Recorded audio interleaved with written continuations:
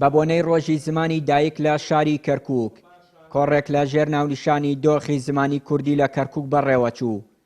لە کۆڕەکەدا تیشک خرایە سەر مەترسیەکانی سەر زمانی کوردی لە شارەکە.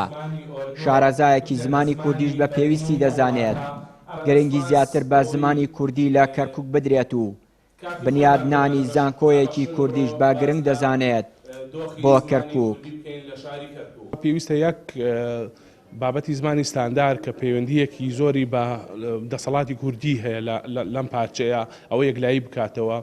دوو لە زیاتیەوەی تۆ داوە لە حکوومەتی عێراقی هەنێ ڕێکاری ترت بۆ بگرێ بە تایبەتی لە کەرکووک و ناوچە دابڕاوەکان ئەکرێ گرنگی بە زمان بدەیت کە لەم شارە لە قۆناغی سەرەتایی و هەتا قۆناغی ئامادەی تۆ بە زمانی دایکە دەخوێنی ئەو مافێکی خۆتە بەڵام کە ئەچیتە زانکۆ بەرکەوتنێکی ترت ببێت و ئینسانی کورد لەم شارە شۆک بۆ کاچێتە زانکۆ.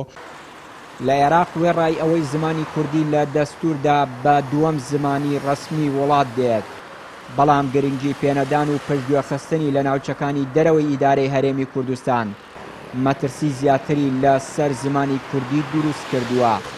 بەڕێوەبەری ماڵی ڕۆشنبیری کەرکووک پێی وایە لە دوای ڕووخانی دەسەڵاتی بەعەس لە عێراق لە ناوچەکانی دەرەوەی ئیدارەی هەرێم گرنگی زیاتر بە زمانی کوردی دەدرێت.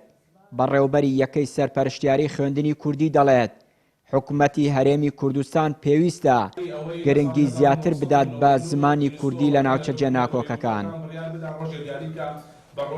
کە زمانی کوردی لە ڕووی دەستوری و زمانێکی ڕەسەنە یاخود زمانی دووەمی تەواوی پێکاتەکانی عێراق هاوێکاری پێ بکرێت. تەمەشاکەین لە دوای پرۆسی ئازادی عێراق و پێشەوەکە تەواوی زمانی کوردی قەدەغ کراب لەم شارەیە، بەڵام ئێستا دوای پرۆسی ئازادی عێراق گرنگێکی تەواو بە زمانی کوردی راو یاخود توانراوە کۆمەڵی لەو هەڵانەی کە ڕابردوو ڕژێمێک لە دوایەکان عێراق دەرەق بە زمانی کوردی و گەلی کورد لەم شارە پیادیان کردبوو هەوڵدراوە چاک بکرد. ڕەنگە دۆخەکەشی دۆخی زمانی کوردیش زۆر باش نەبێت، بەڵام ڕەنگە لە ئاستی خواستی و هیوای ئێمەیان نەبێ، بەڵام هەوڵە درێ ڕۆژ بە ڕۆژ سات بە سات ئەو دۆخە چاک بێت. وەڵاهی مەترسیەکان چییە؟ بۆ نمونە ئێستا ئێمە ئەگەر بیتە سەر واقعەیەک حکوومەتی هەرێم وەکو 2 ساڵی ڕابردوو گرنگی تەواوی نادا بە خوێندنی کوردی لەم شارە.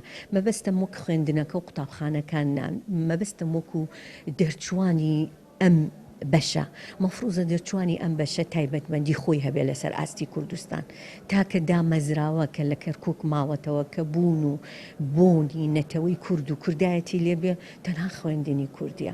لەبەر ئەوە ئەبێ حکوومەتی هەرێم جارێککە چۆن لە ڕابردوو گرنگێکی تەواویدا زیاتر لە 10,000 مامۆستای دامەزران بۆ خوێندنی کوردی لە ئێستاشا دەبێت لەو گرێبەستانە لەو دامەزرانانە خوێندنی کوردی بێبەش نەکات و گرنگی تەواوی پێبدا بۆ جاریچکە لەسەر قاچەکانی بۆستە. لە دوای ساڵی 2003 لە پەروەردەی کەرکووک بەشی خوێندنی کوردی لە شارەکە کرایەوە بۆ گرنگیدان بە زمانی کوردی وەکو زمانی فەرمی کە لە دەستوردا هاتووە، بەڵام کارپێنەکردنی لەلایەن بەشێکی زۆر لە دام و دەستگاکانی دەوڵەت و نووسراوە فەرمیەکاندا و خوێندنی عەرەبی لە زانکۆی کەرکووک مەترسی لەسەر زمانی کوردی دروست کردووە. چیانوری کەناڵی ئاسمانی پەیام کەرکووک.